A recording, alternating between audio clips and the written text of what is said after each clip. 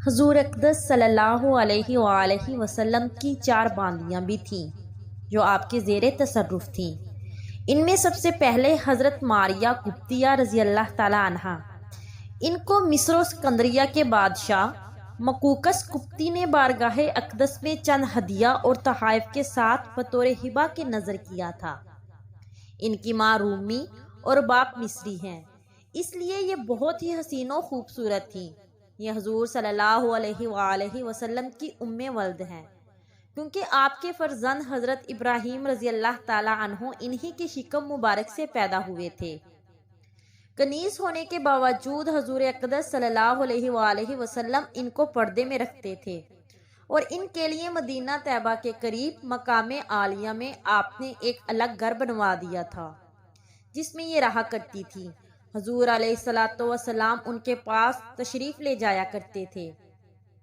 عقدی کا بیان ہے کہ حضور علیہ الصلوۃ والسلام کے بعد حضرت امیر المومنین ابو بکر صدیق رضی اللہ تعالیٰ عنہ اپنی زندگی بھر میں ان کے نان و نفقہ کا انتظام کرتے رہے، اور ان کے بعد حضرت امیر المومنین عمر فاروق رضی اللہ تعالیٰ عنہ یہ خدمات سر انجام دیتے رہے، یہاں تک کہ 15 ہجری یا 16 ہجری میں ان کی وفات ہو گئی، اور امیر المومنین حضرت عمر فاروق اعظم رضی اللہ تعالیٰ عنہ نے ان کی نماز جنازہ میں شرکت کے لیے خاص طور پر لوگوں کو جمع فرمایا، اور خود ہی ان کی نماز جنازہ پڑھا کر ان کو جنت البقیع میں مدفون فرمایا۔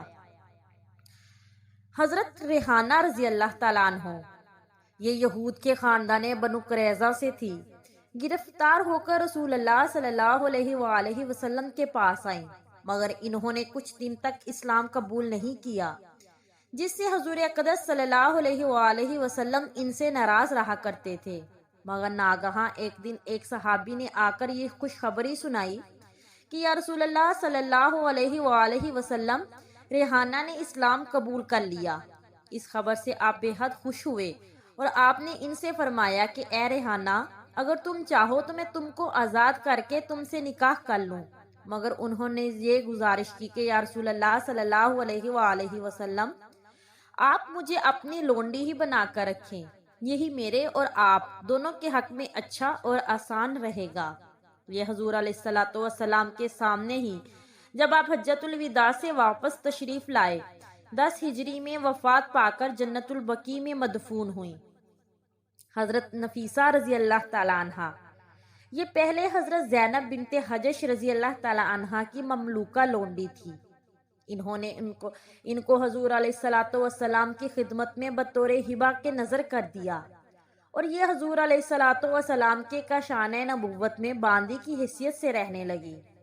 چوتھی باندی، مذکورہ بالا باندیوں کے علاوہ حضور علیہ الصلوۃ والسلام کی ایک چوتھی باندی صاحبہ بھی تھیں، جن کے بارے میں عام طور پر مورخین نے لکھا ہے کہ ان کا نام معلوم نہیں۔ یہ بھی کسی جہاد میں گرفتار ہو کر بارگاہ اقدس میں آئی تھی، اور حضور اقدس صلی اللہ علیہ وآلہ وسلم کی باندی بن کر آپ کی صحبت سے سرفراز ہوتی رہی۔